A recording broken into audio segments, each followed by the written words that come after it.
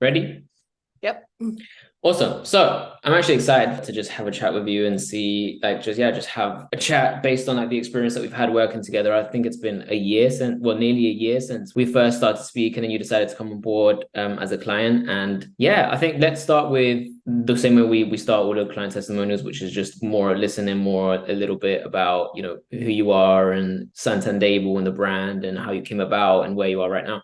Yeah, well, thanks for having me, Seb. I started Sant and Abel back in Sydney many years ago, and I started it during a very hot summer in Sydney, and I discovered there weren't many options, sleepwear options in really lightweight, beautiful, luxurious cottons. And the more research that I did, I realized that there were a few options for women, virtually no stylish options for men, and then for kids, it was so many pajamas were made out of polyester. Yeah. So I did a lot of research and found that there was a hole in the market for an attainable luxury sleepwear company for the whole family. And I found that there was a hole in the market both in the US, in Australia, in the UK. It was kind of a bit of a universal thing, I guess. So I started making pajamas and started with a small collection, and then it grew over time in Sydney. And then I really wanted to, I guess, be in an entrepreneurial environment. And I,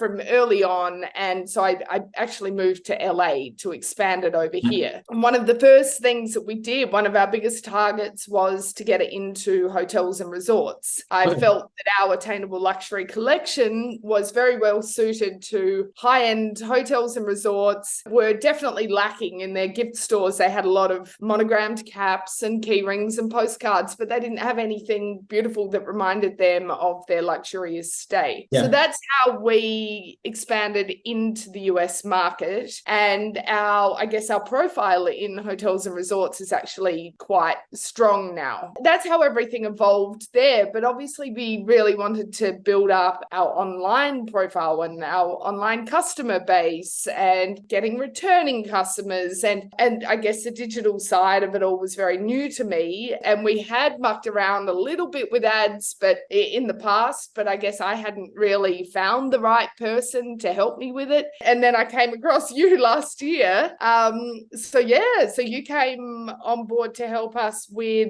I guess it was Black Friday. Well, not just Black Friday, but the whole holiday period. That's kind of when you guys started, and we had a lot of really exciting collections to launch for the holidays, and you guys were such an integral part of that launch. Appreciate that. Yeah, I mean, thanks for bringing up. I appreciate you bringing up the whole like LA journey, which was going to be my next part of the question, because obviously we do work with a lot of clothing brands and based in out of like America and UK. So we do more than just like people trying to hear, the working relation with us. They also want to hear more about like the entrepreneurial journey that like some people have based on, like how you went from Australia to LA to branch out to UK type of stuff. How was the kind of journey of you getting to LA and like moving into the whole like hotel department and then branching out to like e-commerce and stuff?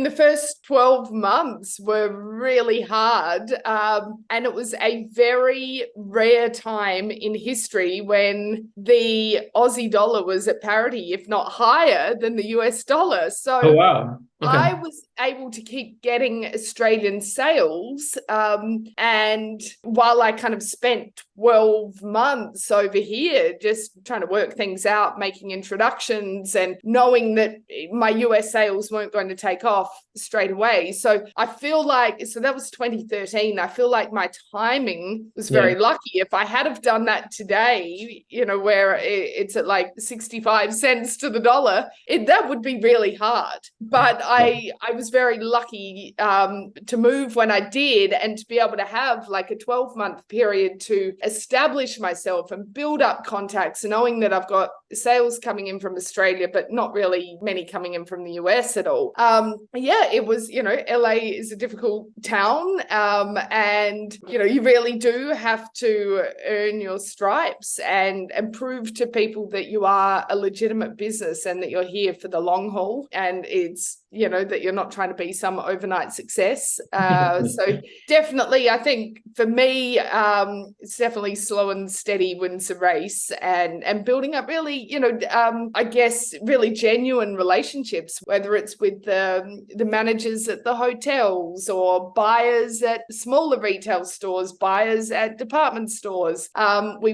We did a few trade shows in Vegas and New York, and they were a fantastic experience. We're not really going down that path anymore. They are hugely expensive now for kind of what you get back with so many things being so virtual and digital.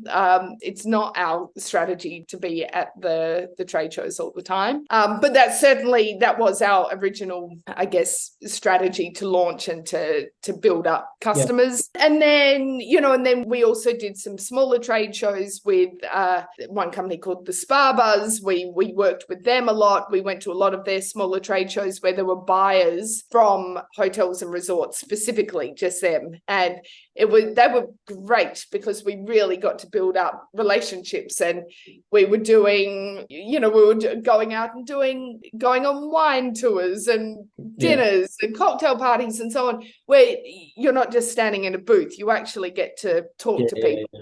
Nice. And that all of that was fantastic. Then we did a collaboration with the Beverly Hills Hotel, and that was kind of the start of all of our collaborations, I guess, which has ended up being a big part of our business. So we did a Martinique banana leaf collection for the Beverly Hills Hotel to reflect the wallpaper that lines the corridors there. And the collection ended up getting on the Kardashians, and things are sort of really elevated from there.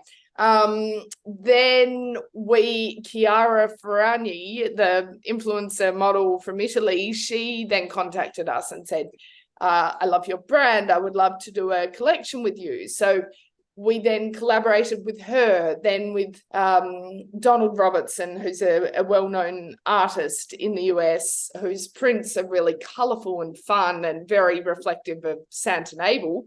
Yeah. And then Goop, which is Gwyneth Paltrow's company, we did a holiday collection for them. Greg Malin, the photographer, Andy Cohen, Kathy Hilton. We're now this year working on a collaboration with a horse sanctuary, which is something that means a huge amount to me, animal conservation and I guess rescuing animals. That's something that's a big passion project for me, and I want to be able to use our platform now to be able to give back to things that I really care about. So yeah, I guess a lot has evolved. And then in that whole process, we've also partnered up with more hotels and done a lot of custom collaborations with them and so on. Yeah. Cool. Great. This that's it's great. No, it's really great hearing like more behind the scenes in terms of like, because at the end of the day, like I reached out to you. I think it must have been for like either email or Instagram. Email, yeah, it was by email, and obviously you don't really get to kind of hear the actual like story from beginning to end. It's just kind of like, we can help you, and then kind of come on board, and then we look at the ad account and the team. That's kind of it. But so it's kind of it's amazing kind of being able to understand more of like the backstory, even to the point where just being able to help you even more in terms of being able to build more of a brand for you guys. That kind of good. But what I did want to point out was the Martinique banana leaf collection that you have. So one of the main things and one of the main reasons why I did have my team and myself reach out to you guys was because you guys stood out in terms of like your sub niche within like the whole pajamas and the whole trade. Was it trademark or is it? It's not as trademark. Yeah. So what actually happened? I kind of skimmed over this when I was talking about the partnerships. Is that after the Beverly Hills collection that we did, Beverly Hills Hotel, it was actually in 2020, the founders of the Martinique banana leaf print, C.W. Stockwell, they got in contact with us. So they are 4 generations old. They made the iconic banana leaf print for the Beverly Hills Hotel in 1942, then made it available to the public in terms of wallpapers and textiles and so on in the 50s. it has become the most imitated print, Yeah. textile print in the world. They got in contact with us about doing an official partnership, and they were really trying to tighten their strings to make sure that people weren't illegally using the print that they own and that they created. So we have gone into partnership with them, and we are the only apparel brand in the world that actually has the license to be able to use this print in apparel. So you'll see like brands, everyone from Dolce & Gabbana on one end through to Zara on the other end, try and rip it off and do iterations of it. I've just realized I've got it right here. Oh, nice. Yeah, perfect. Yeah, so let's see what it means. Yeah. This is the real print, and people will see it. And now I've got my dog here. People will see it all over the place. But this is the only legitimate one. And there we go. You'll see it with Sant and Abel by CW Stockwell. So yes, it's an incredible niche that we've got here, and customers are really starting to identify and associate the partnership between the two companies, and starting to realize that this is the only legitimate one that you can buy. Yeah. And everything else is a counterfeit, is a knockoff. Yeah, cool. Yeah, I mean, that must have meant so much to you, like, because it's just from when you told us, and I was like, that's just a great USP for you to be able to run like on ads and just optimize the marketing perspective and stuff like that. Yeah. So. Well, yeah. And that's, I guess, getting you guys on board and helping us. I mean, there are certain stores that carry it and so on, but for that story to then be kind of put out there, like amongst Instagram ads and Facebook ads and so on, so that I guess potential customers who would be into this kind of thing and into our brand will actually start to learn about the story. And that's where you guys have been, one of the many ways that you guys have been incredibly helpful. Yeah. Cool. Yeah. This is flowing very, very well. Because then that then leads us to the next point, which is, we reached out to you, came on board, I think it was like a year ago. I mean, well, just under a year ago, because it was ready enough for Black Friday. Yeah. So you came on, obviously we've done the whole onboarding process. You told us the budget that you wanted us to run with for Black Friday and for the Christmas holiday period. Mm-hmm. And we got to work, and we had a very, very good, I would say in our eyes, like very, very good Black Friday and Christmas, considering like before that, there wasn't much action on the ad side of things from what you were doing on the ads manager. Could you want to just speak a little bit more about like how it went for you guys, how it went like revenue wise? Again, like you don't talk about numbers, but just like, just like how it was for last year's Q4. Yeah, from memory, I think the very first set of ads that you guys launched for us were for our candy cane collection. Yeah, I think it was. Yeah, and oh my God, we sold so many pairs that we had to contact our manufacturer and put in another urgent order and get them to turn it around really quickly. Yeah, I remember. They managed to do, and then we almost sold out of that again. So I remember they were the first ads that you guys launched for us, and just so many orders started coming through so quickly, and I didn't even realize, I didn't even know that it would take off this fast. And then of course, so this was like early November, so this is all before Black Friday, and this is more just regular holiday sales. And of course, Black Friday was a huge success. And then from there, we launched the Kathy Hilton collection. You guys started running ads for that. And that was, a really cute Christmas print. And again, we sold out of that twice. And it helped. We had a big launch party at Kathy's house. So I think a combination of ads and PR and, a lot of like both ads and organic stuff happening.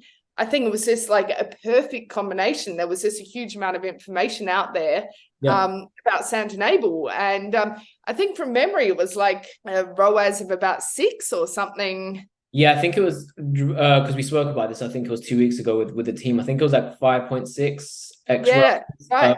on that. Yeah, which was like amazing because I remember clearly one of the main things that we spoke about when we came on was like, let's keep expectations low. Like let's kind Yeah, of let because we don't know in terms of like not much action has been had on the ad account, but then yeah, everything went like sure. really really well. Which made the rest of the year in terms of expectations kind of, you know, kind of just like all like I really know. Is it going to be like yeah, this yeah. all the time? Yeah.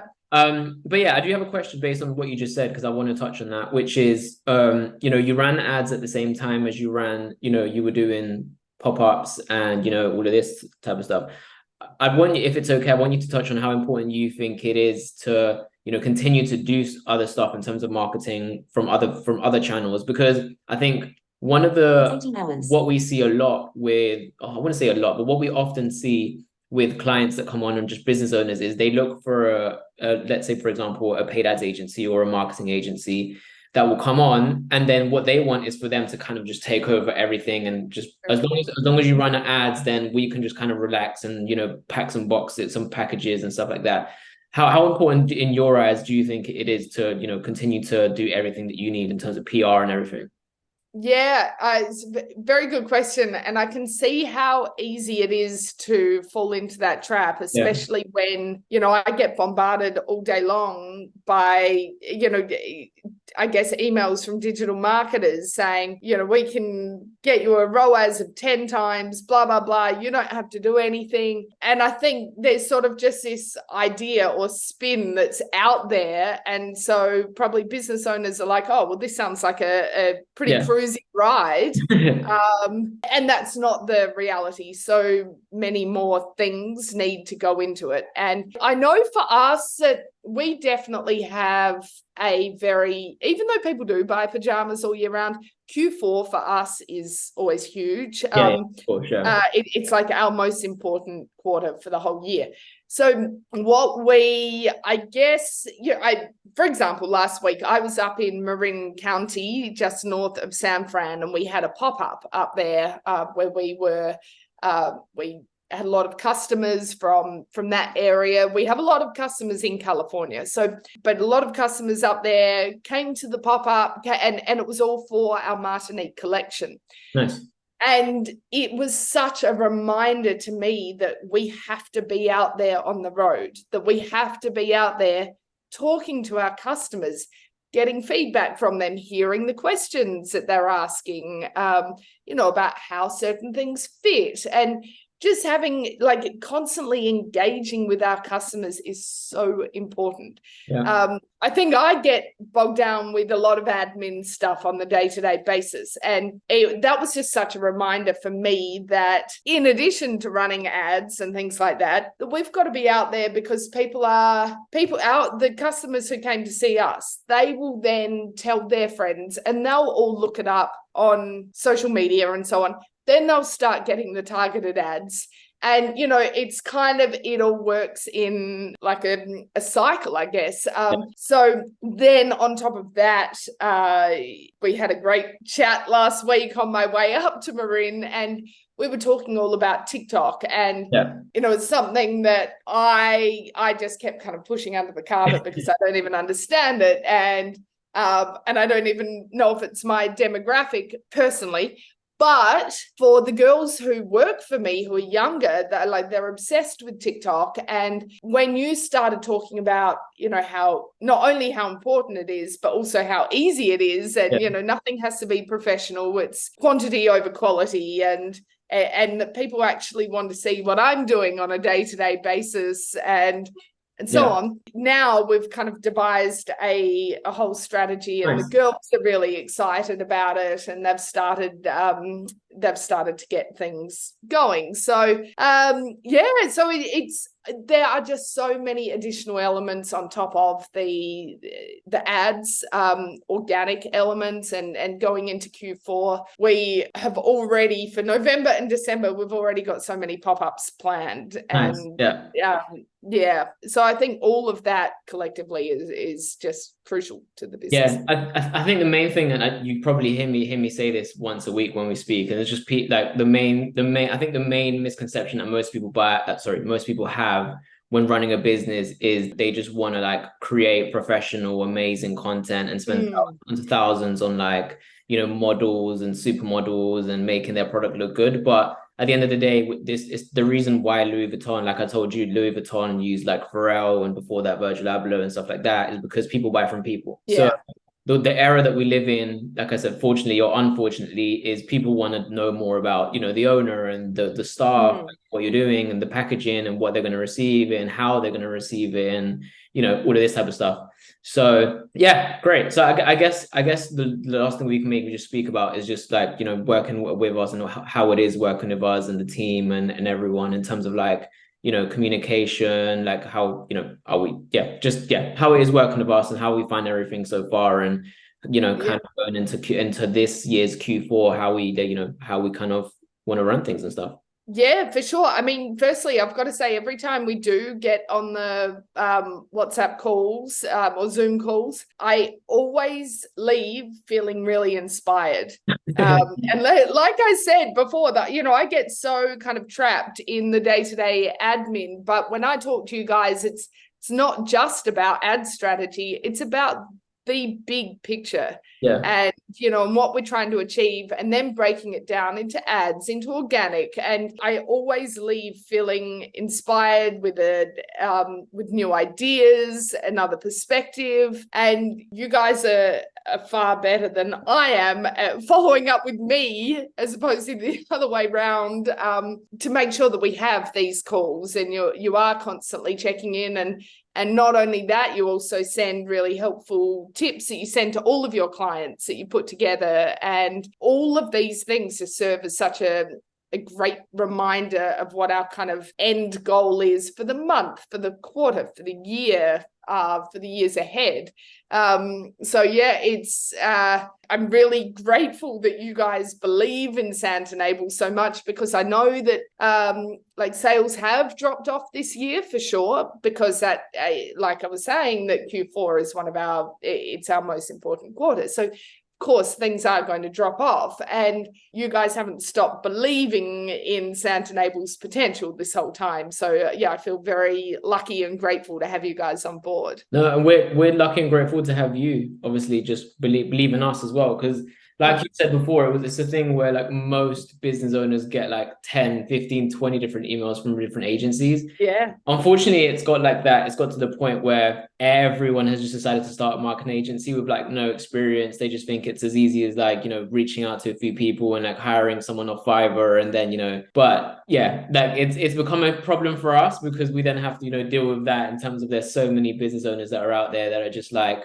we don't trust in agencies anymore and stuff like that. But we're here, we're making it work with with people that trust us and stuff like that. So yeah, so I guess I appreciate just having a chat, because actually it inspired me. And obviously I appreciate that you leave with our calls being inspired, and hopefully like our main thing as an agency is always, well, like I say, we're not just a paid ads agency, we're more of like a one-stop solution for our kind of everything. So I guess the misconception, and I'm going to get a little bit technical here, but the misconception that, most agency owners have is they just focus on like ROAS, and they just think, they can scale businesses just using ROAS and just running paid ads. But one of the most common problems that we've seen with business owners is they will come on based on the experience that they had working with other agencies. They would just be like, this month we had a terrible month this month. Like, why, guys? What are you doing? What are you not doing? And then, we'd go to them and we'd say like, well, are you posting organically? Are you doing email marketing? Like, how is your, your lifetime value and all of this type of stuff, which is everything that we teach, or we've tried to teach. And I guess we've gone conversations with you in terms of like lifetime value and email marketing and the organic and the TikTok. So for us, it's more important for our clients to actually like know how to run a business, and then we help them paid ads, rather than just like, let us press a few buttons in your ad account, and if we get results, we do, and if we don't, then it's kind of your business to deal with your business type of thing. So right, hopefully it's something that you've seen in the time. Oh my god, for sure. Yeah. I mean, even things like overhauling the flows in our emails, that ultimately did come from you guys, because it had to, our flows were terrible, and we had to transform all of that. So yeah. Cool. Awesome, Yeah. Sophie. I know I didn't want to take too much of your time, but it's been an No, amazing, it's all good. amazing conversation and chat. So I appreciate your time. And yeah, let's start getting ready. I think it's what is it, August? So I think we September, October, no, October times we said we will start kind of getting prepared for Black Ramping things Friday and up. everything. So Yeah. yeah, thank you so much for your time. Great.